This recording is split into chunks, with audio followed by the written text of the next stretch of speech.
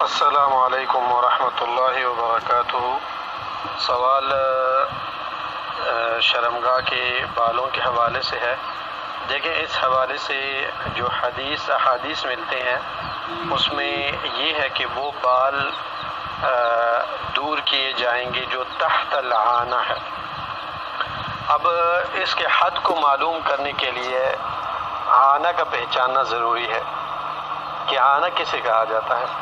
تو عانہ کے بارے میں جو سب سے راجح قول نظر آتا ہے لغت کے اعتبار سے وہ یہ ہے کہ سامنے، یعنی کہ شرمگاہ کے سامنے، اعضائے تناسل کے سامنے جو بال ہوتے ہیں اسے عانہ کہا جاتا ہے۔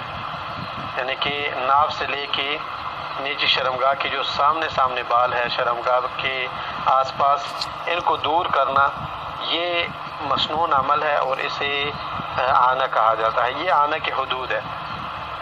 امام اظہری نے تہذیب اللغت میں یہ بات ذکر کی ہے کہ العان منبت الشعر من قبل المرأة والرجل۔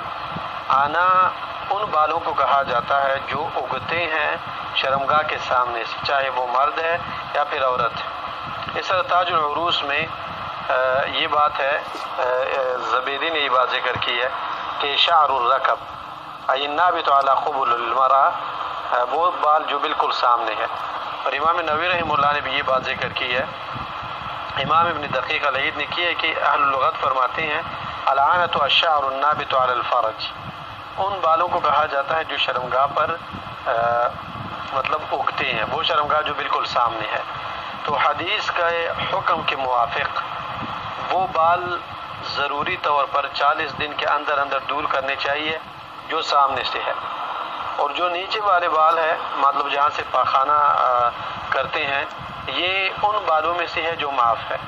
تو چاہے انسان انہیں دور کر سکتا ہے چاہے انہیں دور نہ کرے، کیونکہ بالوں کے 5 اقسام ہے۔ ویسے کچھ بال ایسے ہیں جن کا رکھنا واجب ہے، جیسے داڑھی کے بال ہے۔